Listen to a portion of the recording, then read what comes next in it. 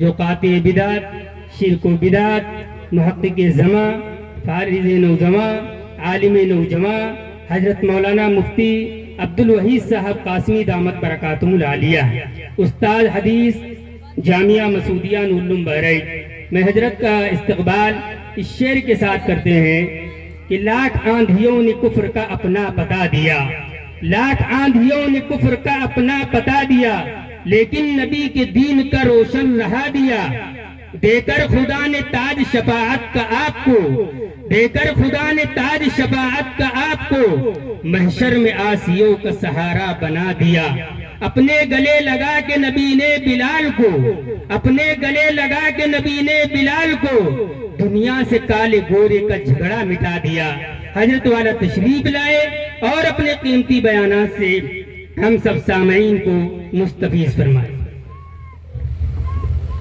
الحمدللہ نحمده ونستعینه ونستغفره ونؤمن به ونتوکل علیہ ونعوذ باللہ من شرور انفسنا ومن سیئات اعمالنا من يهده الله فلا مضل له ومن يضلله فلا هادي له ونشهد أن لا إله إلا الله وحده لا شريك له ونشهد أن سيدنا ومولانا محمدا عبده ورسوله صلى الله تعالى عليه وعلى آله وأصحابه وبارك وسلم تسليما كثيرا كثيرا. أما بعد فأعوذ بالله من الشيطان الرجيم. بسم الله الرحمن الرحيم. يا أيها الذين آمنوا إنما الخمر والميسر والأنصاب والأزلام رجس من عمل الشيطان فاجتنبوه لعلكم تفلحون. وعن عبد الله بن عباس رضي الله تعالى عنه قال سمعت رسول الله صلى الله عليه وسلم يقول إن الخمر أم الفواحش وأكبر الكبائر من شرب وقع على أمه وخالته وعمته أو كما قال عليه الصلاة والسلام. اسٹیج پر جلوہ افروز نہایت ہی قابل قدر حضرات علماء کرام، مہمانان اعظام، محترم بزرگوں، دوستوں اور پردہ نشی ماؤں بہنوں، بہت مبارکباد کے مستحق ہیں وہ حضرات جنہوں نے آج کا یہ عظیم الشان اجلاس منعقد فرمایا ہے. جس طرح آپ حضرات نے مل کر آج کی اس خوبصورت مجلس کو سنوارا ہے، اللہ تعالیٰ سے دعا کریں کہ اللہ تعالیٰ اسی طرح ہم سب کے دلوں کو بھی خوبصورت بنا دے، اللہ ہمارے ظاہر اور باطن کو بھی خوبصورت بنا دے. ایک بات کی وضاحت کرتا چلوں، آپ حضرات اشتہار میں دیکھ رہے ہیں کہ جس عظیم شخصیت کے زیر صدارت آج کا یہ پروگرام منعقد کیا گیا ہے، وہ عظیم شخصیت محتاج تعارف نہیں ہے. اگر ان کے بارے میں کہہ دیا جائے کہ وہ شان بہرائچ، فخر بہرائچ، استاد العلماء ہیں تو کوئی مبالغے کی بات نہیں ہے، بلکہ اگر یوں کہہ دیا جائے کہ بہرائچ کے لیے برانڈ کی حیثیت رکھتے ہیں تو بھی کوئی مبالغہ نہیں ہے. ہم سب کے محسن و مربی استاذ محترم حضرت مولانا قاری زبیر احمد صاحب قاسمی دامت برکاتہم العالیہ حضرت کی صدارت میں آج کا یہ پروگرام منعقد ہو رہا ہے. لیکن سوئے اتفاق کہ آج حضرت کے بہنوئی حضرت مولانا محمد احمد صاحب قاسمی گورکھپوری جو ابھی تک دامت برکاتہم تھے، آج ہی ان کا انتقال ہو گیا، رحمہ اللہ رحمۃ واسعہ. گورکھپور ہی میں انتقال ہوا، اس لیے حضرت کو وہاں جنازے میں شرکت کے لیے جانا پڑا. اس کی وجہ سے آج کے اس اجلاس میں حضرت تشریف نہیں لا سکے. ان احباب نے خصوصاً رفیق محترم میرے محسن کرم فرما جناب حافظ میکائیل صاحب دامت برکاتہم، صدر جمعیت علماء تحصیل محسی، جن کو ماشاءاللہ ابھی منتخب کیا گیا ہے، اور آپ کے علاقے کے نوجوان عالم، اس گاؤں کے متحرک اور فعال عالم حضرت مولانا عبدالسلام صاحب نوری دامت برکاتہم، ان دونوں احباب کی حکم پر میری حاضری ہوئی ہے۔ میں حضرت کا بدل تو نہیں ہو سکتا کہ حضرت قاری صاحب کی طرح میں آپ کے سامنے بیان کر سکوں یا ان کی کمی پوری کر سکوں، لیکن انشاءاللہ کوشش کروں گا کہ کام کی باتیں آپ تک پہنچائی جائیں۔ ان دونوں حضرات کا حکم اور میری حاضری، اللہ تبارک و تعالیٰ سے دعا کریں کہ اللہ مجھ سے کچھ ایسی باتیں کہلوا لے جو میرے لیے بھی مفید ہوں اور آپ کے لیے بھی مفید ہوں۔ میرے بھائیوں، آج کا یہ اجلاس سیرت النبی و اصلاح معاشرہ کے عنوان سے منعقد کیا گیا ہے۔ ہم سب یہ بات جانتے ہیں کہ معاشرے کی اصلاح اس وقت تک نہیں ہو سکتی جب تک ہم میں سے ہر ایک حضرت محمد صلی اللہ علیہ وسلم کی سیرت، آپ کے طریقے اور آپ کے اسوے کو نہ اپنائیں۔ اللہ تبارک و تعالیٰ نے آپ کے ذریعے امت کو سب سے بہترین، سب سے خوبصورت اور سب سے حسین اسوہ دیا ہے۔ آقا صلی اللہ علیہ وسلم نے اپنی تعلیمات سے، اپنے کردار سے، اپنی ہدایات سے پوری دنیا کو متاثر کیا۔ یوں تو اللہ تبارک و تعالیٰ نے انسانوں کی رشد و ہدایت کے لیے کم و بیش 1.25 لاکھ انبیاء علیہ السلام کو بھیجا، اور ہر نبی کو اللہ تبارک و تعالیٰ نے کوئی نہ کوئی خصوصیت عطا فرمائی۔ اللہ تبارک و تعالیٰ نے سب سے آخر میں اپنے سب سے چہیتے، لاڈلے، دلارے پیغمبر حضرت محمد صلی اللہ علیہ وسلم کو مبعوث فرمایا۔ آپ کی تعریف اور توصیف اور آپ کی قربانیوں کا اعتراف اور آپ کے بڑے ہونے کا اعتراف اگر ہم اور آپ کریں تو کوئی تعجب کی بات نہیں، کیونکہ ہم تو آپ کو نبی مانتے ہی ہیں۔ ہمارا تو آپ پر ایمان ہے ہی ہے، بغیر آپ پر ایمان لائے ہوئے ہماری نجات نہیں ہو سکتی۔ اگر ہم آپ کی تعریف کریں کوئی کمال کی بات نہیں، کمال تو وہ ہے کہ آپ سے بغض رکھنے والے، آپ سے نفرت کرنے والے، آپ کی نبوت اور رسالت کا انکار کرنے والے آپ کی تعریف کرنے پر مجبور ہو جائیں۔ دنیا میں ایسے لوگ گزرے ہیں جنہوں نے آپ کی نبوت کو تسلیم نہیں کیا، آپ کی رسالت کو نہیں مانا، آپ کی ہدایات کو نہیں مانا، لیکن جب ان کا قلم اٹھا اور دنیا کے بڑے لوگوں میں بڑے لوگوں کی فہرست بنائی گئی تو لکھنے والے نے نمبر 1 پر حضرت محمد صلی اللہ علیہ وسلم کا نام لکھا۔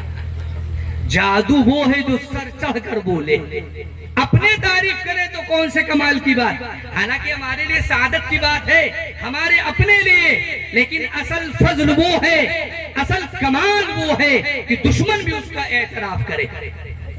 یہودی عیسائی مورخ، اس نے ایک کتاب لکھی ہے، انگریزی میں کتاب لکھی ہے، اس کتاب کا نام ہے 100 بڑی شخصیتیں۔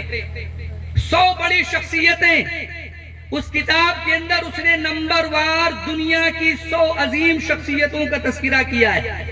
لکھنے والا عیسائی ہے، مصنف عیسائی ہے، اس کا تقاضا یہ تھا کہ نمبر 1 پر اپنے نبی حضرت عیسیٰ علیہ السلام کو رکھتا، لیکن اس نے جب دنیا کے 100 بڑے لوگوں کی فہرست بنائی تو سب سے پہلا نام حضرت محمد صلی اللہ علیہ وسلم کا لکھا اور دوسرے نمبر پر حضرت عیسیٰ علیہ السلام کا نام لکھا۔ اور پھر اس نے اس کتاب کے مقدمے میں یہ بات لکھی ہے کہ جب دنیا کے ہاتھوں میں یہ کتاب جائے گی تو دنیا یہ کہے گی کہ لکھنے والا عیسائی حضرت عیسیٰ علیہ السلام کو ماننے والا، ان کے مذہب کی پیروی کرنے والا، ان کی تعلیمات کو اپنانے والا، لیکن جب اس نے دنیا کی 100 بڑی شخصیتوں کا تذکرہ کیا تو اپنے نبی عیسیٰ علیہ السلام کو چھوڑ کر کے آخری نبی حضرت محمد صلی اللہ علیہ وسلم کا نام کیوں لکھا؟ اس نے مقدمے میں وضاحت کی ہے، ایک بات اس نے کہی ہے، اس نے کہا کہ اگر کوئی مجھ سے یہ پوچھے گا تو میں یہ کہوں گا کہ دنیا میں جتنے نبی آئے انہوں نے اپنی اپنی زندگی میں اللہ کے پیغام کو اللہ کے بندوں تک پہنچایا۔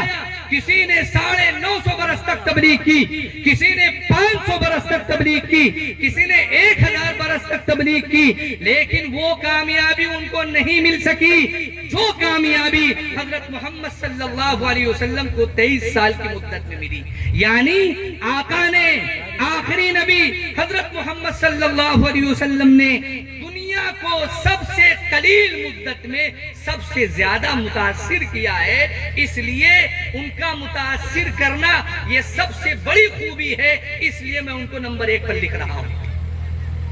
میں یہاں آج اس اسٹیج پر بیٹھ کر یہ بات کہتا ہوں کہ نبی پاک صلی اللہ علیہ وسلم ہمارے آقا و مولا تاجدار مدینہ حضرت محمد صلی اللہ علیہ وسلم خالی متاثر کرنے میں نہیں، دنیا کے اندر جو بھی خوبیاں ہیں، جو بھی اچھائی ہو سکتی ہے، جو بھی کمال ہو سکتا ہے، ہمارے آقا تمام کمالات میں، تمام خوبیوں میں نمبر 1 پر.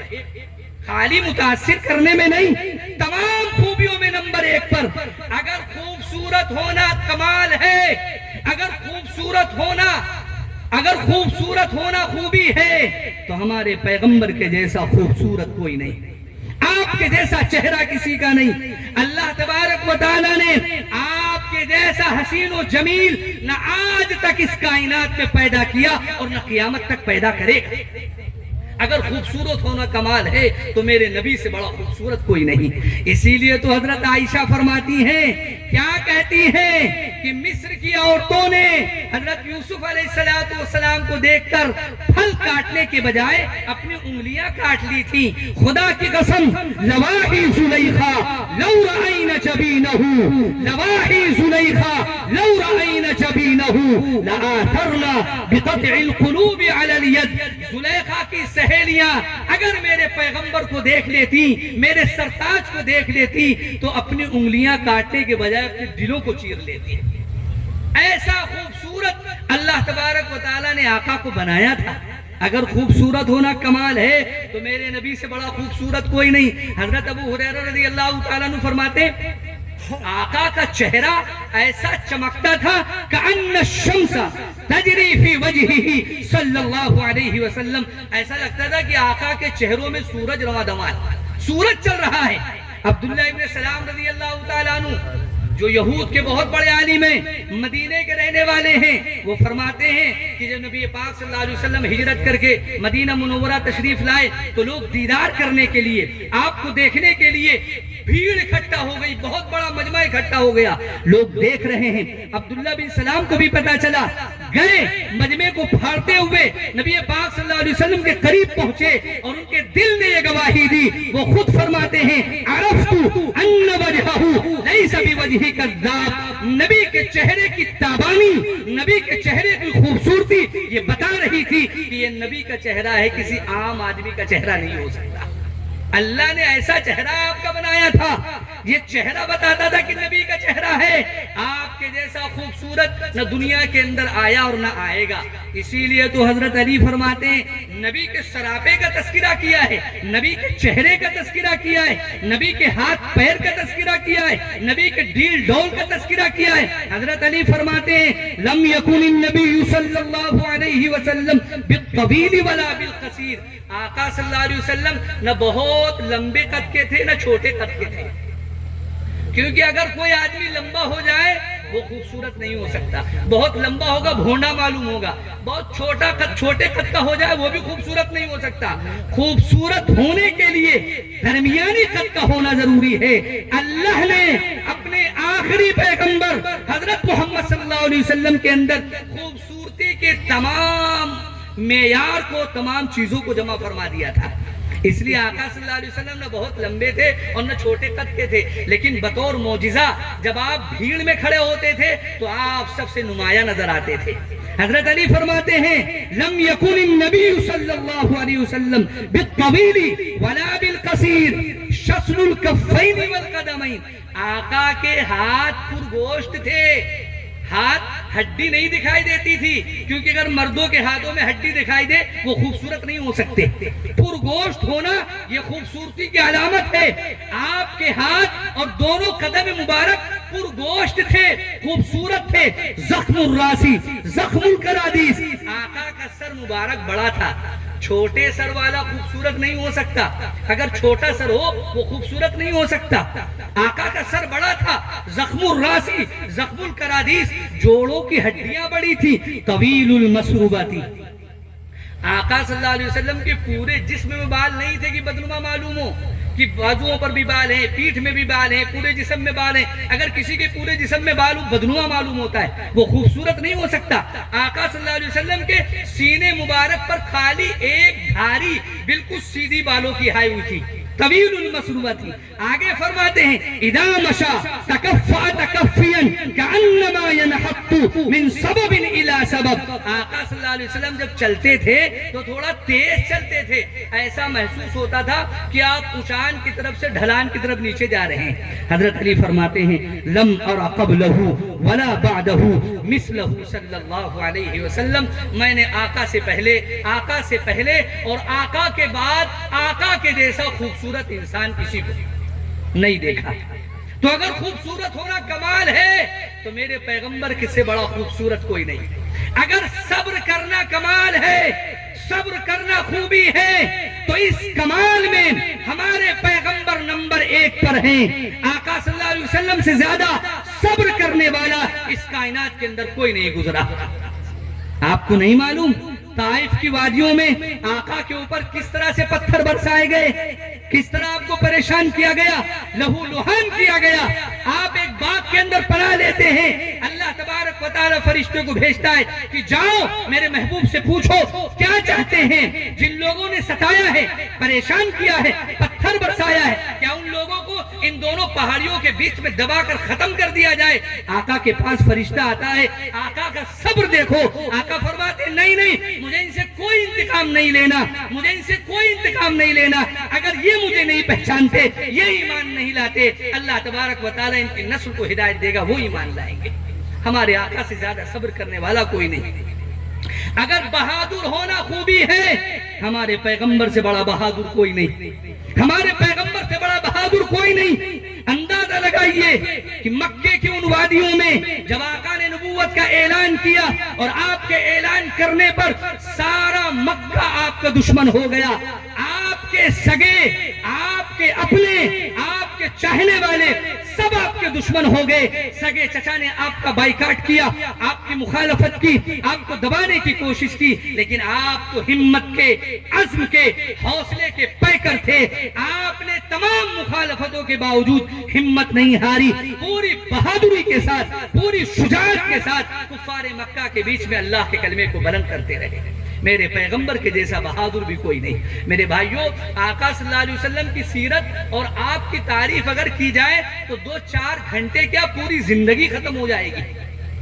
آقا کی ایک انگلی کا حق ادا نہیں ہو سکتا، انگلی کے ایک پور کا حق ادا نہیں ہو سکتا.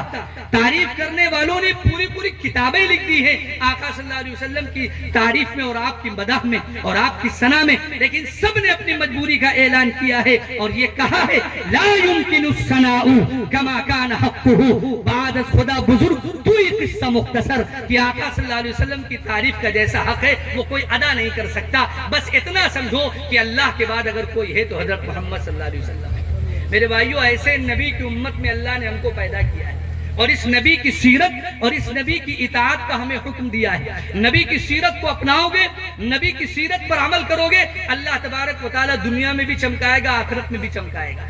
اور محبت کی پہچان یہی ہے کہ نبی کی سنت کو اپنایا جائے، نبی کے طریقے کو اپنایا جائے، پیغمبر جو دیں اسے لے لیا جائے اور جس چیز سے منع کیا ہے اس سے رک جایا جائے. آقا صلی اللہ علیہ وسلم کی سیرت کو صحابہ نے کس طرح اپنایا؟ آؤ ذرا صحابہ کی سیرت اور صحابہ کے حالات پڑھ کر کے دیکھیں کس طرح صحابہ نے پیغمبر کی ایک ایک سنت کو زندہ کیا، پیغمبر کی اطاعت کی اور پیغمبر کی سنت پر عمل کر کے دنیا میں چمک گئے. حضرت عثمان غنی رضی اللہ تعالیٰ عنہ، نام سنا آپ لوگوں نے نا؟ تیسرے خلیفہ حضرت عثمان غنی رضی اللہ تعالیٰ عنہ، تیسرے خلیفہ حضرت عثمان غنی رضی اللہ تعالیٰ عنہ، آقا صلی اللہ علیہ وسلم کے داماد. آقا صلی اللہ علیہ وسلم نے صلح حدیبیہ کے موقع پر آپ کو اپنا نمائندہ اور اپنا ایلچی بنا کر کے بھیجا تھا کہ جاؤ کفار مکہ سے مذاکرات کرو، بات چیت کرو.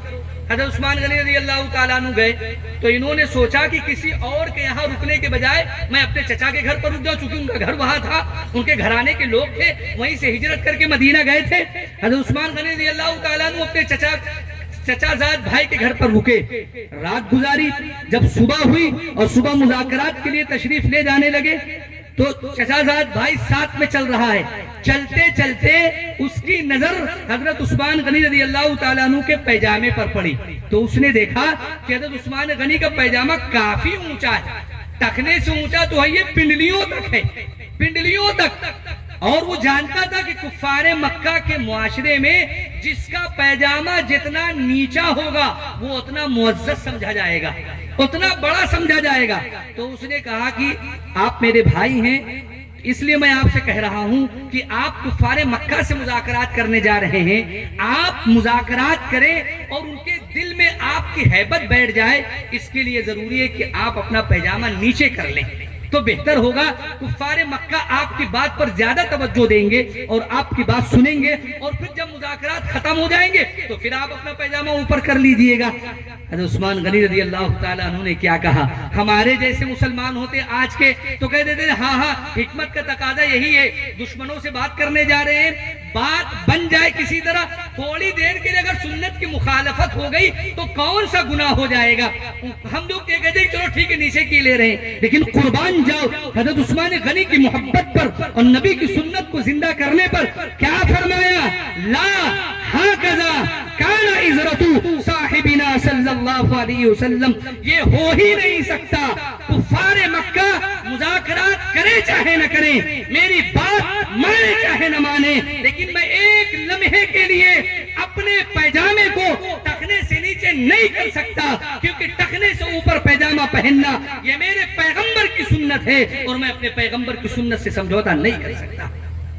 ہجر میرے لیے اچھا نہ وصال اچھا ہے، ہجر میرے لیے اچھا نہ وصال اچھا ہے، آپ کی جس میں خوشی ہو وہی حال اچھا ہے۔ پیغمبر جس سے خوش ہو، پیغمبر کو جو ادا پسند آ جائے ہم اس کو اپنی پسند بنائیں گے، ہماری اپنی کوئی پسند نہیں، ہم تو غلام ہیں، ہم تو نبی کے خادم ہیں، ہماری پسند وہ ہوگی جو حضرت محمد صلی اللہ علیہ وسلم کی پسند ہوگی۔ میرے بھائیوں، صحابہ میں اطاعت کا جذبہ تھا، اطاعت کا جذبہ تھا صحابہ میں۔ شراب دور جاہلیت کے اندر حلال تھی، آپ نے بھی سنا ہوگا، شراب حلال تھی، اور شراب صحابہ کی گھٹیوں میں پڑی ہوئی تھی۔ کوئی دسترخوان، کوئی دعوت، کوئی محفل ایسی نہیں ہوتی تھی جس محفل کے اندر شراب کا دور نہ چل رہا ہو۔ ہر دسترخوان پر شراب ہے، ہر دعوت میں شراب ہے، اور جس کے پاس جتنی قیمتی شراب ہوتی تھی وہ اتنا معزز سمجھا جاتا تھا، اتنا بڑا سمجھا جاتا تھا۔ ہر دسترخوان پر شراب۔ جب مدینہ منورہ آپ تشریف لائے تو صحابہ کرام کو شراب کے بارے میں کچھ دل کے اندر کھٹکا پیدا ہوا۔ جب شراب حلال تھی اس زمانے میں، یہ اللہ تبارک و تعالیٰ کی عادت ہے کہ اللہ تعالیٰ نے ہر زمانے میں ایسے لوگوں کو پیدا کیا ہے کہ وہ ایمان نہ لانے کے زمانے میں بھی بری چیزوں کو برا سمجھتے ہیں، بری چیزوں کو برا سمجھتے ہیں۔ معاشرے کے اندر کچھ ایسے لوگ ہوتے ہیں، اسی لیے صحابہ کرام میں بہت سے صحابہ ایسے تھے کہ شراب کے حلال ہونے کے زمانے میں کبھی شراب کو منہ نہیں لگایا، کبھی شراب کے قریب نہیں گئے۔ جب مدینہ آئے صحابہ کے دل میں کھٹکا پیدا ہوا، نبی کی خدمت میں حاضر ہوئے اور نبی سے پوچھا کہ اللہ کے رسول، یہ شراب تو نشے والی چیز ہے، اس میں آدمی کی عقل بھی ختم ہو جاتی ہے، پیسہ بھی برباد ہوتا ہے، جوا یہ تو ایک ایسی چیز ہے کہ 1 کروڑ پتی آدمی بھی سڑک پر آ جاتا ہے، جوئے میں پیسہ ہار جاتا ہے، برباد ہو جاتا ہے۔ ان دونوں چیزوں کی اسلام میں کیا حکم ہے؟ ان دونوں چیزوں کے بارے میں اسلام کا کیا حکم ہے؟ اس وقت قرآن کریم کی خالی ایک آیت نازل ہوئی جس میں یہ فرمایا گیا کہ ان دونوں کے اندر گناہ ہے اور بظاہر لوگوں کے لیے نفع بھی ہے۔ بظاہر لگتا ہے کہ نفع ہے لیکن نقصان زیادہ ہے۔ شراب کو حرام نہیں کیا گیا، کوئی حتمی فیصلہ نہیں سنایا گیا، خالی اتنا بتایا گیا کہ شراب کے جو فائدے تمہیں دکھائی دے رہے ہیں، جوئے کے جو فائدے تمہیں دکھائی دے رہے ہیں، اس سے زیادہ نقصانات ہیں اس کے اندر، اس سے زیادہ نقصانات ہیں۔ پھر ایک دوسرے موقع پر کچھ لوگوں نے تو یہیں سے چھوڑ دیا کہ جب شراب کے اندر نقصان ہے تو نقصان والی چیز کو کاہے پیا جائے، چھوڑ دیا انہوں نے۔ لیکن چونکہ حرام نہیں ہوئی تھی اس لیے کچھ صحابہ کرام پیتے رہے۔ ایک دن پھر ایک واقعہ پیش آیا کہ ایک صاحب کے یہاں دعوت تھی، لوگوں نے دعوت کھائی، دعوت کھانے کے بعد شراب کا جام چلا، خوب شراب پی، مغرب کی نماز کا وقت ہو گیا، نماز پڑھنے کے لیے گئے۔ جن صاحب نے نماز پڑھائی قرآن کی آیت الٹی کر دی، قُلْ يَا أَيُّهَا الْكَافِرُونَ لَا أَعْبُدُ مَا تَعْبُدُونَ۔ اللہ نے فرمایا ہے اے پیغمبر آپ کافروں سے کہہ دیجئے کہ جس چیز کی تم پوجا کرتے ہو ہم اس کی پوجا نہیں کریں گے۔ لیکن چونکہ امام نشے میں تھا، شراب پیے ہوئے تھا، اس لیے اس نے پڑھا قُلْ يَا أَيُّهَا الْكَافِرُونَ أَعْبُدُ مَا تَعْبُدُونَ، اے کافروں جن کی تم پوجا کرتے ہو ہم بھی ان کی پوجا کریں گے۔ سارا معاملہ الٹا ہو گیا۔ اب جو لوگ پیچھے تھے نماز پڑھنے والے انہوں نے کہا امام صاحب نے کیا پڑھا دیا، امام صاحب نے کیا پڑھا دیا۔ نبی کی خدمت میں حاضر ہوئے، پیغمبر علیہ السلام سے کہا کہ نماز کے اندر ایسا مسئلہ پیش آ گیا۔ اللہ نے قرآن میں آیت نازل کی لا تقربوا الصلاۃ وانتم سکارا، آج سے یہ فیصلہ کیا جاتا ہے، مسلمانوں کو یہ حکم دیا جاتا ہے کہ جب نماز کا وقت ہوگا اور نماز کی تیاری ہوگی تو شراب پی کر کے نماز پڑھنے نہ آنا۔ نماز کی تیاری کے لیے پہلے سے تیار ہو جانا، شراب چھوڑ دینا، جب نشہ ختم ہو جائے تب نماز پڑھنے کے لیے آیا۔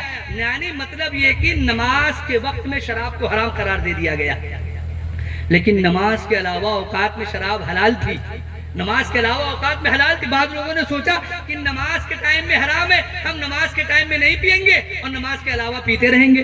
پھر ایک واقعہ پیش آیا، ایک انصاری صحابی نے دعوت لی، صحابہ کرام کی، مہاجرین بھی صحابہ، انصاری بھی صحابہ، سب اس میں شامل ہیں۔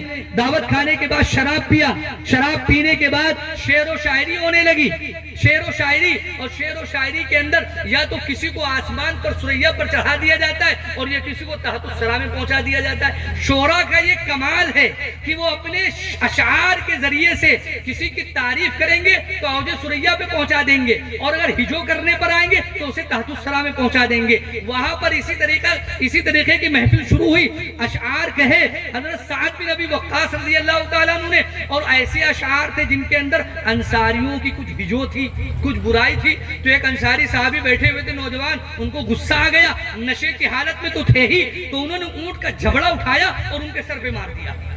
اب ان کا سر پھٹ گیا، لہو لہان، خون بہنے لگا۔ نبی کی خدمت میں آئے، کہنے لگے آقا مجھے قصاص چاہیے، فلاں انصاری نے میرے سر پر اونٹ کا جبڑا مارا ہے۔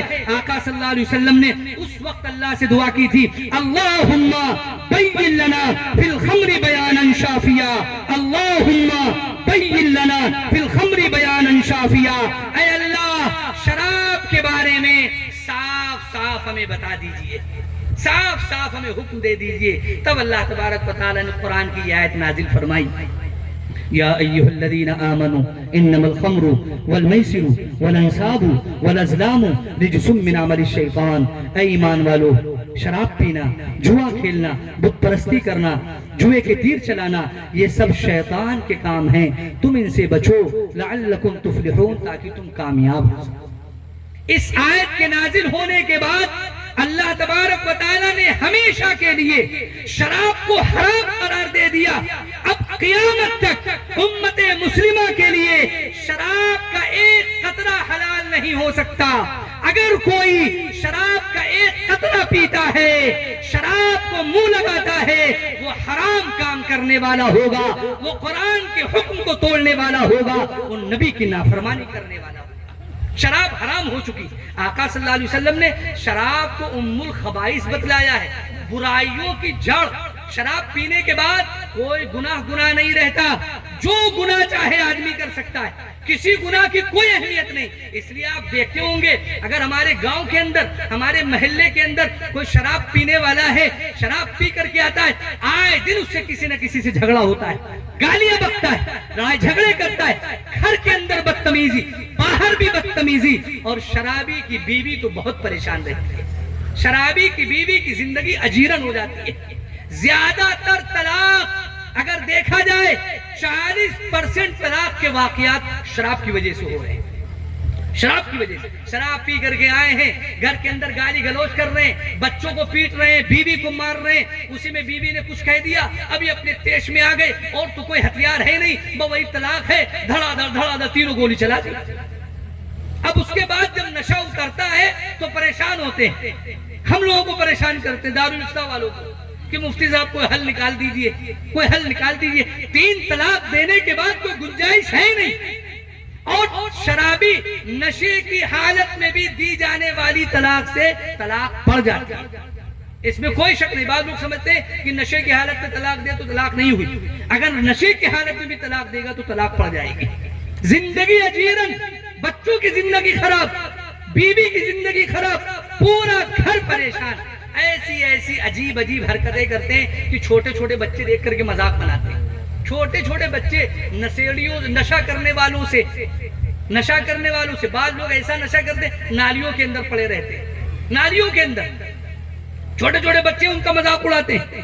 اسی لیے کسی نے لکھا ہے کہ شراب پینے والا جب شراب پیتا ہے اولھا قردون، تو سب سے پہلے شراب پینے کے بعد بندر بن جاتا ہے، جیسے بندر خو خو کرتا ہے ویسے شراب پینے والا کرتا ہے۔ وثانیہا کلبن، اور جب شراب کا نشہ اور چڑھتا ہے تو کتا بن جاتا ہے، کتے کی طرح کاٹتا ہے اور بھونکتا ہے، اور جب بالکل شراب کے نشے میں دھت ہوتا ہے ثالثھا خنزیرن، تو خنزیر بن جاتا ہے، کسی نالی میں پڑا ہوا ملتا ہے۔ یہ شرابیوں کی حالت۔ امت مسلمہ کو لوگ ایسی حرام اور غلیظ چیز کو اپنے منہ لگا رہے ہیں جس کی شریعت کے اندر کوئی گنجائش نہیں، اور ایسی حرکتیں کرتے ہیں کہ لوگوں کو ہنسی آئے۔ وہ شرابی آدمی کبھی اپنے آپ کو الزام نہیں دیتا، کتنی بھی غلط حرکت کر جائے کبھی اپنے آپ کو الزام نہیں دیتا، دوسروں کو الزام دیتا ہے۔ پتہ نہیں کسی نے لطیفہ لکھا ہے یا کیا کہا ہے کہ ایک شرابی تھا، وہ رات میں کہیں شراب پی کر کے آ رہا تھا، بالکل نشے میں دھت، خبر ہی نہیں کہ میرے قدم کہاں پڑ رہے ہیں، مجھے جانا کہاں ہے، میں جا کدھر رہا ہوں۔ چلتے چلتے آیا، نالی کے اندر گر گیا۔ اب کسی طرح اپنے آپ کو اٹھا رہا ہے، اور اٹھاتے ہوئے کہتا ہے کہ نگر پالیکا کے لوگ کتنے غیر ذمہ دار ہیں، رات میں نالیاں سڑکوں پر لا کر کے رکھ دیتے ہیں۔ اس کو یہی نہیں معلوم کہ نالی اپنی جگہ پر ہے، سڑک اپنی جگہ پر ہے۔ وہ اپنے آپ کو دوش نہیں دے رہا کہ میری غلطی ہے، میں نشے میں آ کر کے، نشے میں مست ہو کر کے میں نالی کے اندر گرا ہوں، وہ سمجھ رہا ہے کہ نالی سڑک پر آ گئی۔ ایسی تو حرکتیں کرتے ہیں۔ شرابی آدمی خود اپنے آپ کو برباد کر لیتا ہے اور اس کی وجہ سے پورا گھر برباد ہو جاتا ہے۔ یہ ام الفواحش ہے، تمام برائیوں کی جڑ اور تمام برائیوں کی بنیاد ہے۔ اسی لیے حضرات صحابہ کرام کے بارے میں آتا ہے کہ حضرت صدیق اکبر رضی اللہ تعالیٰ عنہ کے زمانے میں صحابہ نے ایک مجلس منعقد کی، اور اس مجلس کے اندر یہ طے کیا گیا کہ یہ سب لوگ رائے دیجئے، تجزیہ کیجئے کہ سب سے بڑا گناہ کون سا ہے، سب سے بڑا گناہ کون سا ہے۔ تو ایک صحابی بیٹھے ہوئے تھے، انہوں نے کہا کہ حضرت سعد رضی اللہ تعالیٰ عنہ کو معلوم ہے وہ حدیث جس کے اندر آقا صلی اللہ علیہ وسلم نے شراب کو سب سے بڑا گناہ قرار دیا ہے۔ چنانچہ ان کو بلایا گیا اور انہوں نے فرمایا کہ آقا صلی اللہ علیہ وسلم نے شراب کو ام الخبائث اور اکبر الخبائث بتایا ہے، برائیوں کی جڑ اور برائیوں کی بنیاد، اور سب سے بڑا گناہ اگر کوئی ہے تو شراب ہے۔ اور پھر حدیث سنائی کہ ایک واقعہ، ایک بادشاہ کا بیان کیا گیا کہ اس بادشاہ کے پاس ایک آدمی کو لایا گیا اور اس سے کہا گیا کہ تمہیں 4 گناہوں میں سے کوئی ایک گناہ کرنا ہے، یا تو تمہیں زنا کرنا ہے، یا تو تمہیں کسی جان کو قتل کرنا ہے، یا تو تمہیں شراب پینا ہے، اور یا تو تمہیں تقدیر جھٹلانا ہے۔ ان 4 گناہوں کو اس کے سامنے بیان کیا گیا اور اس سے کہا گیا کہ ان 4 میں سے کسی ایک کا ارتکاب کرنا ہے۔ تو اس نے سوچا قتل کرنا تو بہت بڑا گناہ ہے، یہ نہیں کرنا چاہیے، زنا کرنا تو بہت بڑا گناہ ہے، یہ بھی نہیں کرنا چاہیے۔ تو اس نے سمجھا کہ سب سے ہلکا گناہ شراب پینا ہے۔ شراب کو اس نے اپنے منہ سے لگایا، شراب پیا، نشے میں مست ہوا، اس کے بعد اس کی عقل زائل ہوئی، اور عقل زائل ہونے کے بعد اس نے زنا بھی کیا اور اس بچے کو قتل بھی کیا۔ اس لیے شراب پینا یہ ام الخبائث، برائیوں کی جڑ اور برائیوں کی بنیاد ہے۔ مسلمانوں کے لیے جائز نہیں، مسلمانوں کے لیے حلال نہیں کہ شراب جیسی منحوس اور غلیظ چیز کو اپنے منہ سے لگائیں۔ آقا صلی اللہ علیہ وسلم نے کیا فرمایا؟ آقا صلی اللہ علیہ وسلم فرماتے ہیں کہ جو آدمی شراب پی لیتا ہے 40 دنوں تک اس کے اثرات اس کے جسم میں باقی رہتے ہیں۔ 40 دنوں تک اس کے اثرات اس کے جسم میں باقی رہتے ہیں، اور اور اس درمیان اسے توبہ کی توفیق نہیں ہوتی، اگر وہ اس درمیان مر گیا نشے کی حالت میں تو جاہلیت کی موت مرے گا، اور جاہلیت میں مرنے والے کفر و شرک پر مرنے والے تھے، ایمان پر مرنے والے نہیں تھے۔ اس لیے میرے بھائیوں، شراب نہایت منحوس چیز ہے۔ جب یہ حرام ہوئی اور اللہ کے رسول صلی اللہ علیہ وسلم نے مدینے کے اندر اعلان کروایا، اپنے منادی کو بھیجا، جاؤ مدینے کی گلیوں میں اعلان کرو کہ اللہ کی طرف سے شراب کو حرام قرار دے دیا ہے۔ حضرت انس رضی اللہ تعالیٰ عنہ فرماتے ہیں کہ میں اپنے والد کے ساتھ ایک مجلس میں تھا اور اس مجلس کے اندر شراب کے جام چل رہے تھے، میں خود ساقی بنا ہوا تھا، میں اپنے ہاتھوں سے لوگوں کو شراب تقسیم کر رہا تھا۔ جب شراب کی حرمت کا اور شراب کے حرام ہونے کا اعلان ہوا اور یہ آواز وہاں پر بیٹھے ہوئے صحابہ کے کانوں سے ٹکرائی، تو صحابہ نے جس نے جہاں پر گلاس روکا ہوا تھا، جہاں پر گلاس لیے ہوئے تھے، وہیں سے اس گلاس کو چھوڑ دیا۔ جس نے اپنے لبوں پر لگا رکھا تھا اس نے وہیں سے چھوڑ دیا، جس نے اپنے منہ میں لے رکھا تھا شراب کا ایک قطرہ اپنے جسم کے اندر نہیں جانے دیا، وہیں سے باہر پھینک دیا۔ اور شراب مدینے کی گلیوں میں اس طرح سے بہ رہی تھی جیسے لگ رہا ہے موسلادھار بارش ہوئی ہو۔ صحابہ نے ایسی اطاعت کی، قرآن کا حکم سننے کے بعد، پیغمبر کے اعلان کرنے کے بعد ایک لمحے کی تاخیر نہیں کی اس حکم کو بجا لانے میں۔ جو شراب کے عادی تھے، شراب کے بغیر جن کا کوئی وقت گزر نہیں سکتا تھا، شراب جن کی گھٹیوں میں پڑی ہوئی تھی، لیکن جب قرآن کا حکم آیا، نبی نے اعلان کیا، تو سب نے شراب سے ایسا منہ موڑا جیسے شراب سے کبھی کوئی تعلق ہی نہیں تھا۔ ایک صحابی ہیں نافع بن کیسان رضی اللہ تعالیٰ عنہ، وہ فرماتے کہ میرے والد کیسان شراب کے بہت بڑے تاجر تھے، بہت بڑے تاجر، ملک شام سے لایا کرتے تھے شراب، ملک شام سے لاتے تھے اور مدینے کے اندر بیچا کرتے تھے۔ وہ اپنی پوری زندگی کی پونجی اکٹھا کر کے اور ملک شام گئے شراب لینے کے لیے۔ ایک مہینہ اس زمانے میں لگتا تھا مدینہ منورہ سے ملک شام جانے میں۔ جب یہ مدینے سے نکلے اس وقت شراب حلال تھی، شراب کا کاروبار کیا جاتا تھا، شراب خریدی جاتی تھی، شراب بیچی جاتی تھی۔ یہ اپنی پوری زندگی کی پونجی لے کر کے ملک شام گئے، اور جب ایک مہینے کے بعد واپس ہو رہے ہیں، مدینے میں قدم رکھ رہے ہیں، تو پتہ چل رہا ہے کہ شراب حرام ہو چکی ہے، شراب حرام ہو چکی ہے۔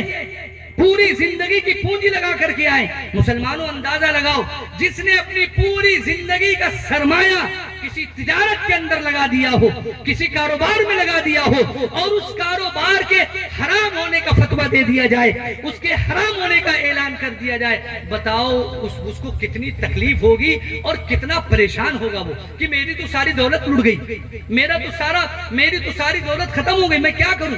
نافع بن حضرت کیسان رضی اللہ تعالیٰ عنہ نبی کی خدمت میں حاضر ہوئے اور آقا سے کہا، آقا میرے بارے میں کیا حکم ہے؟ میں نے تو اپنی پوری زندگی کا سرمایہ لگا دیا، پوری زندگی کا سرمایہ لگا کر کے میں شراب لے کر کے آیا ہوں، آقا میرے لیے کیا حکم ہے؟ کیا میں شراب بیچ کر اس کی قیمت حاصل کر سکتا ہوں؟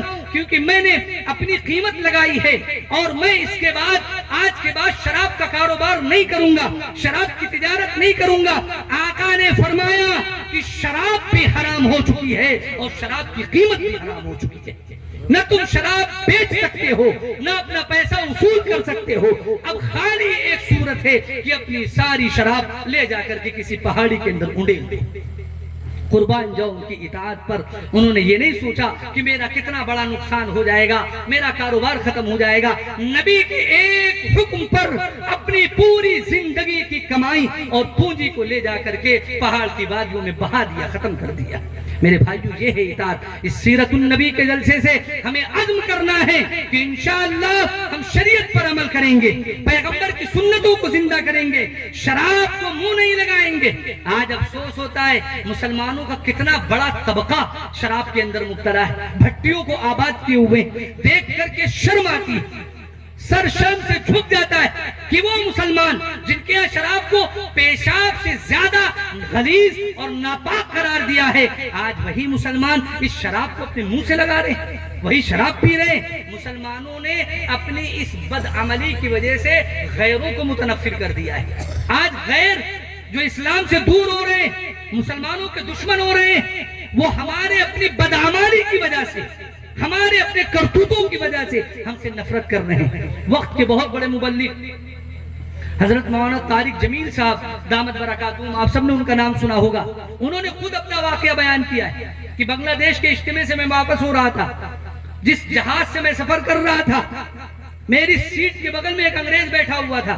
حضرت کو انگریزی بھی بہت اچھی آتی ہے، تو حضرت نے سوچا ادھر ادھر کی بات کرنے کے بجائے یہ انگریز ہے، لاؤ اس سے اسلام کے سلسلے میں بات چیت کی جائے، اسلام کی خوبیوں کو بتایا جائے، اسلام کا تذکرہ کیا جائے۔ حضرت فرماتے ہیں کہ میں نے کافی دیر بات چیت کی، اور بات چیت کرتے کرتے کرتے کرتے جب میں یہاں پر پہنچا کہ اسلام کی خوبی یہ ہے اور اسلام کی خوبصورتی یہ ہے کہ اسلام نے نشے والی چیزوں کو حرام قرار دیا ہے، اسلام نے نشے کی چیزوں کو حرام قرار دیا ہے، شراب کو حرام قرار دیا ہے۔ جب میرے منہ سے یہ بات نکلی، وہ انگریز جو بہت دیر سے بیٹھا ہوا بہت سنجیدگی سے بہت اطمینان سے میری گفتگو سن رہا تھا، میری بات سن رہا تھا، جیسے ہی میری زبان سے جملہ نکلا کہ اسلام کے اندر شراب کو حرام قرار دیا گیا ہے، فوراً اس نے کہا کہ حضرت آپ تو کہتے ہیں کہ اسلام شراب میں حرام ہے، اور میں دنیا کی سب سے قیمتی شراب پاکستان کے شہر کراچی میں جا کر کے پیتا ہوں۔ اس جملے سے کیا پیغام دیا؟ اس نے پیغام یہ دیا کہ آپ تو اسلام کی خوبی بتا رہے ہیں کہ شراب حرام ہے، لیکن مسلمانوں کے ملک میں، مسلمانوں کے شہر میں سب سے قیمتی شراب مل رہی ہے، اور مسلمانوں کا ایک بڑا طبقہ شراب کی نحوست کے اندر گرفتار ہے۔ پھر میں کیسے مان لوں کہ اسلام کے اندر شراب اور حرام و ناجائز ہے اور آپ شراب حرام و ناجائز ہونے کی بات کر رہے ہیں؟ حضرت نے فرمایا کہ جب اس نے مجھ سے یہ بات کہی تو میرے پیروں کے نیچے سے زمین نکل گئی، میں شرم سے پانی پانی ہو گیا، میں اس کو کیا جواب دوں؟ لیکن پھر میں نے اس کو سمجھایا کہ تمہیں اس مسلمانوں کو نہیں دیکھنا، مسلمانوں کی بدعمالی نہیں دیکھنا، تمہیں اسلام کو دیکھنا ہے، اسلام کی خوبی کو دیکھنا ہے۔ اسلام نے شراب کو حرام قرار دیا ہے، مسلمانوں کے عمل کو نہ دیکھو۔ اس لیے میرے بھائیوں، ہمیں تو وہ کردار پیدا کرنا ہے کہ جسے دیکھ کر کے لوگ اسلام سے محبت کرنے والے بن جائیں، ان کو یہ احساس ہو جائے کہ واقعی یہ اسلام کے ماننے والے ہیں اور اسلام کے اندر یہ خوبیاں ہیں۔ عزم کریں کہ انشاءاللہ شراب کو منہ نہیں لگائیں گے۔ اگر اس گاؤں کے اندر کوئی شراب پینے والا ہے، آج اللہ سے سچی پکی توبہ کر لے، اللہ تبارک و تعالیٰ نے توبہ کا دروازہ کھولا ہوا ہے۔ اللہ توبہ کا دروازہ کبھی بند نہیں کرتا۔ آقا نے فرمایا ہے التائب من الذنب کمن لا ذنب لہ، جو اپنے گناہوں سے توبہ کر لے وہ ایسا ہے کہ اس نے گناہ کیا ہی نہیں۔